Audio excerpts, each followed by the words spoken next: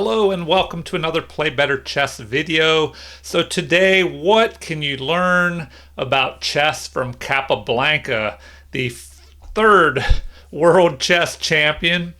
Capablanca is an amazing player, known more as a strategic player. I have a game here today where Capablanca with the white pieces plays against Joseph Blackburn, who had an interesting nickname, the Black Death. He was known to be more of an attacking player, so kind of a little bit the opposite of Capablanca, who was more of a strategic player. So let's see what happens here. This game took place in 1914 in St. Petersburg, Russia. So the game review here, it says that Capablanca played with 93.9% accuracy. We see he had an edge and then it was kind of even before he slowly built up an advantage to an overwhelming endgame here. And Blackburn played with 82.7% accuracy. Two brilliant moves by Capablanca and one great move. And then as far as bad moves, Capablanca had 2 inaccuracies and 1 miss, and his opponent had 3 inaccuracies and 3 mistakes. So let's see what happened here. If we turn on the computer analysis. Okay, Capablanca starts out with e4. Now this is a little earlier in his career, so he was not world chess champion at the time of this game. I believe he went on to be world chess champion around 1921 and then lost the title to Alexander Alekhine in 1927, and they never had a rematch. Alekhine kind of avoided Capablanca. They kind of had a rivalry. And anyway, this game, e4 by Capablanca. Later in his career, it seemed that he maybe played d4 more strategic games. So this should be interesting to see how Capablanca handles the e4 opening, which usually leads to more open games, more room for your pieces to maneuver. And that would probably benefit Blackburn, who likes to attack. So Blackburn plays e5, keeping things equal in the center. And now we have knight to f3, putting pressure on this pawn here. And so the game continues with knight to c6, defending, and then bishop to b5, attacking the knight, which is defending this pawn. So it's kind of an indirect attack on the center. But this move also gets Capablanca ready to castle. So we'll see what we can learn here from Capablanca by how he plays. The game continues with an interesting defense here, the bird's defense, which you don't see as much in the Spanish game or Ruy Lopez opening. Here, the knight jumps forward, forking this knight, that could be captured and deliver a check, but also attacking the unprotected bishop. So the best move here, which Capablanca plays, is to just go ahead and capture. And then after a recapture, now things have changed a little bit here. Capablanca has a 4-pawn versus 3-pawn majority in the endgame versus, what is this? 5 pawns versus 4 over here on the queen side. But these pawns are doubled here, so it's harder to get a breakthrough in the endgame with doubled pawns compared to pawns that are all side by side like this on the king side. So here we go. Capablanca castles his king to safety, gets his rook closer to the center, and his opponent plays g6 here, which will allow him to fianchetto the bishop and then keep an eye and help defend this pawn here. So We have d3, the best move, which fortifies the central pawn, prevents this pawn from moving forward. In case Capablanca wants to attack this pawn, it's a good idea to prevent this pawn from becoming a moving target by stopping it, blockading it with the other pawn. It can't move, and a moving target is harder to attack, but once you stop the pawn from moving, it's a little easier to go after. Now, of course, he can push this pawn here and defend, but let's see what happens. The bishop develops, eyeing the center and guarding this pawn, and Capablanca develops his knight, maybe with an idea of jumping here and putting pressure on this pawn. So the game continues with a knight developing. Notice how the knight did not move here, which would have blocked the scope of the bishop, which is busy protecting this pawn. But Blackburn is ready to castle. So Capablanca pushes the f pawn, gaining space. So he probably felt that he didn't want to move the central pawn. He's already moved that once, and it's pretty solid here, backed up by the d3 pawn. So he decides, instead of moving his rook to the center here on e1, he leaves the rook where it is, but pushes the pawn in front of it. So I've mentioned this before. You can tell kind of how your game is going and how your opening did by how your rooks end up in the middle game. You want your rooks on open or half open files. Ideally, that's probably best. But here there are no open files. There's a half open file for black here, so he may want to put a rook on the e file. But since Capablanca doesn't have any open files, he leaves the rook where it is and pushes this pawn forward, giving his rook a little more scope here. So the game continues with c6, attacking the bishop, and the computer says that's an inaccuracy, that maybe it would be better to attack by pushing with a6 instead. So after the bishop is under attack, we have a retreat here to c4, which kind of keeps an eye on d5 and aims at this f pawn, and even the king if the king castles here, which it most likely will. So the computer recommends instead, and this is very interesting here, apparently the best move in this position is f5. So let's take a quick look at that. So if f5 were played, and the bishop is captured, giving up the bishop, well, then there's this possibility, the fork here, forking bishop and knight. And then, after bishop captures, at least sacrificing the bishop and taking a pawn if you have to lose a piece. The rook would capture, and now the rook would be on a half open file. And it looks like the recommendation here would be d6. But anyway, that's the way the game could have gone, but Capablanca decided against that. Maybe he didn't want to open things up because Blackburn is known as an attacking player, and here the game is kind of being steered into a more strategic game. It's for the moment the center is kind of closed. But let's see what happens. Blackburn attacks in the center, the best move, maybe trying to open things up. If Capablanca attacks here, the center would open more and maybe give Blackburn some more freedom to maneuver his pieces into some type of attack.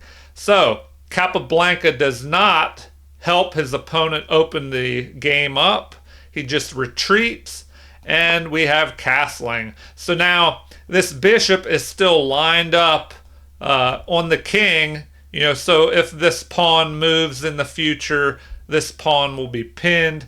Anyway, let's move on here. The knight jumps to a better square here on c3, where it can kind of target this pawn, keep an eye on the center, and the game continues with c5 here. So, maybe this was why earlier a6 would have been better, because then you could have just moved this pawn in one move, instead of taking two moves, I guess. But this pawn fortifies the central pawn, and now we have e5 by Capablanca, pushing this pawn forward, gaining space in the center, and keeping things closed, and really blunting the scope of this bishop here. So Capablanca doing a good job of keeping the game closed and more strategic when playing against a more tactical player. So that's one thing you can learn from Capablanca, how he does this. He knows his opponent is a tactical player, so he keeps things more closed and more strategic. All right, space is gained by Blackburn here. He pushes forward, maybe getting ready to push all his pawns and try and trap this bishop. So Capablanca does finally push here, offering his opponent the chance to capture.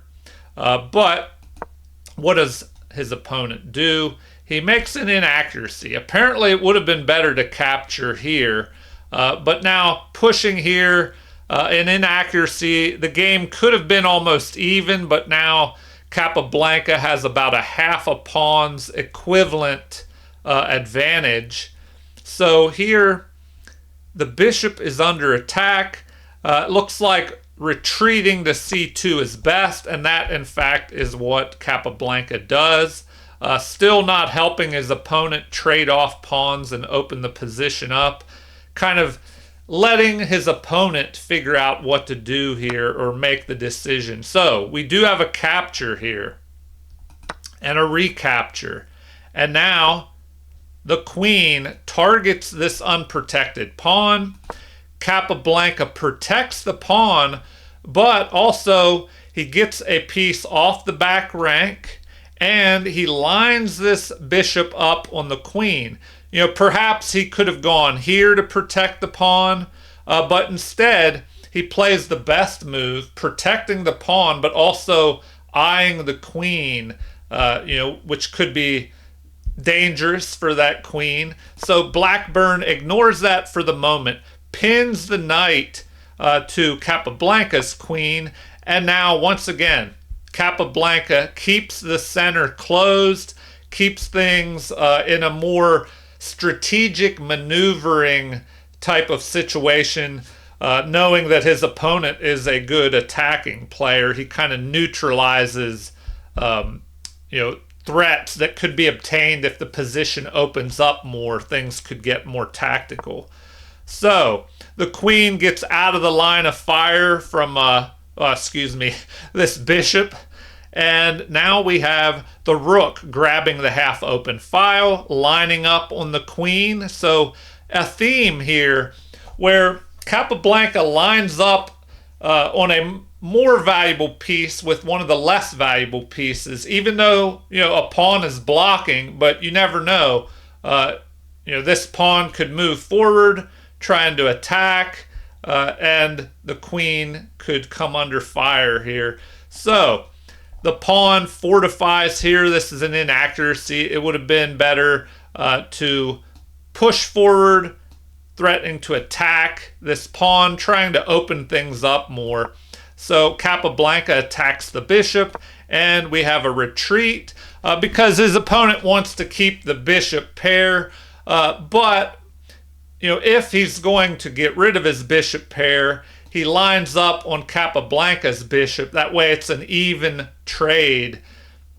So he could have taken the knight here, but that would leave Capablanca with the bishop pair. So by moving here and lining up with Capablanca's bishop, he could make an even trade here.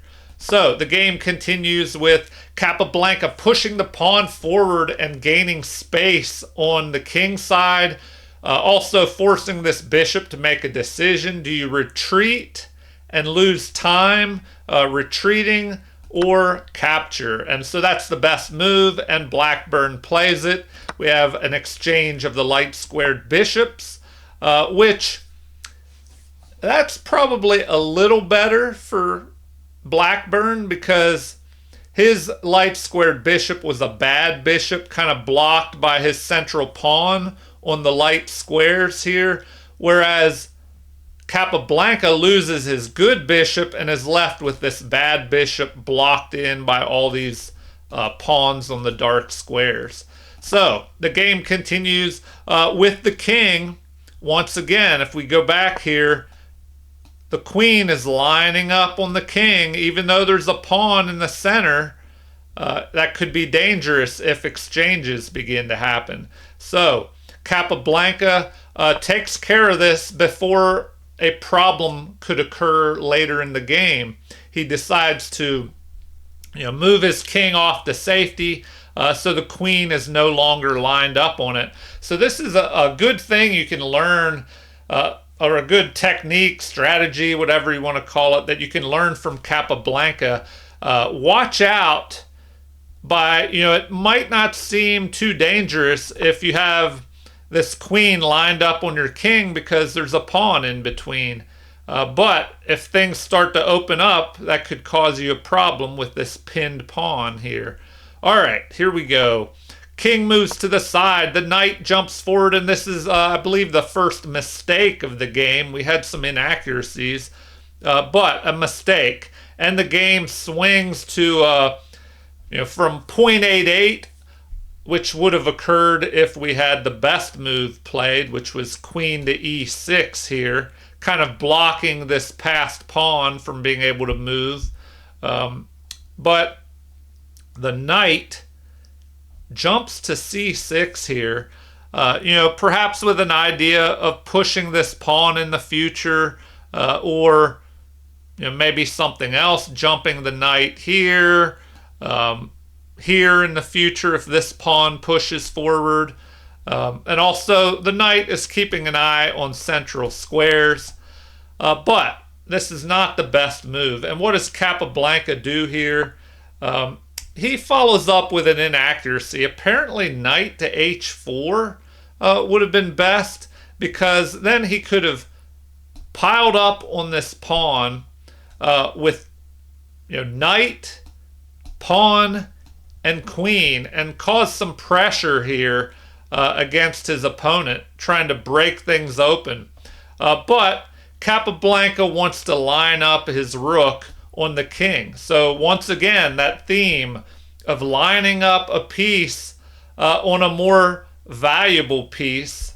So the less valuable rook is lining up on the king. Even though there's a lot of pieces in between, let's see what happens next. So the knight retreats here.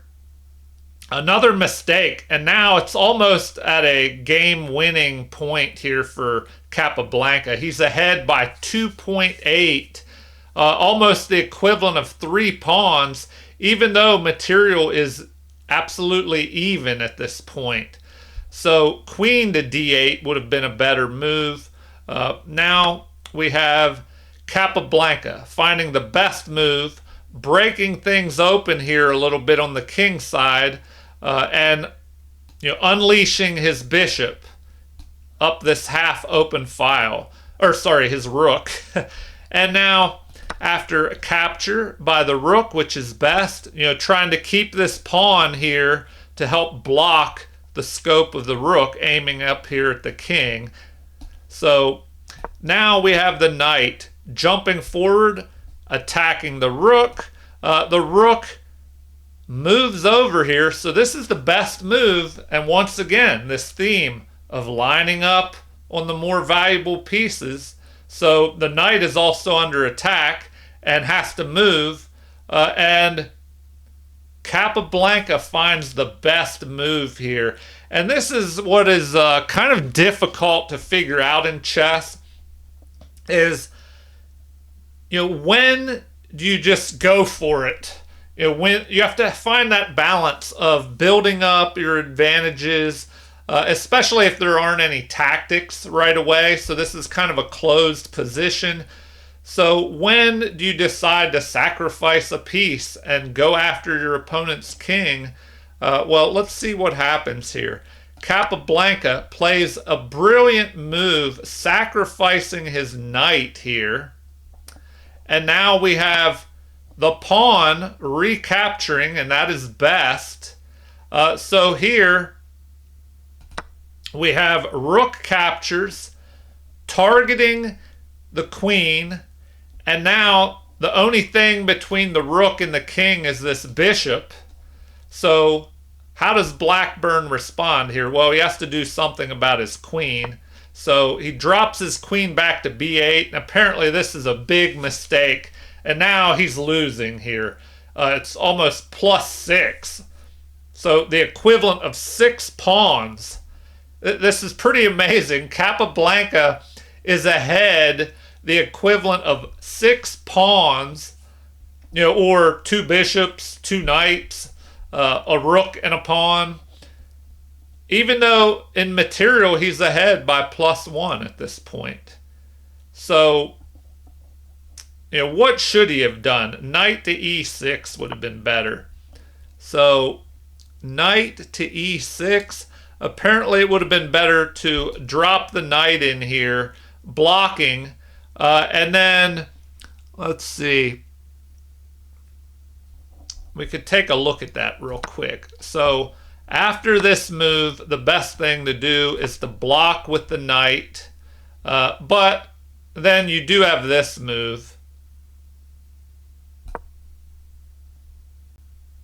Attacking the knight, which is pinned to the queen.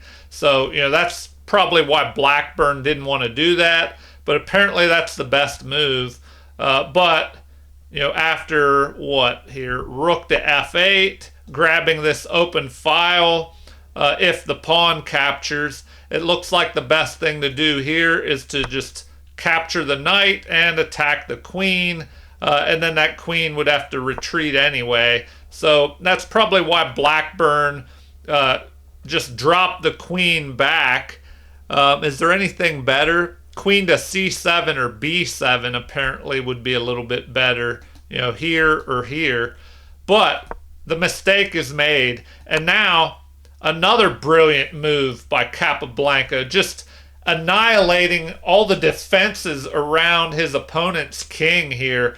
So the king captures, and that allows the rook to drop over here, slide over, grabbing the open file, checking the king. And now we have a retreat, which is best here. And the game continues with the queen jumping into the action and also targeting this unprotected rook. And now it looks like rook to h8 apparently is best. But then you have queen to g7, which just forks these 2 pieces, if that rook were to retreat up here to h8. So what does Blackburn play here? He probably figures, well, if I have to lose this rook, I might as well take something with it if it's going to go. So he captures here with check. The king captures. And now the tide is turned and Capablanca is +1 ahead in material. But he has a huge advantage here. It looks like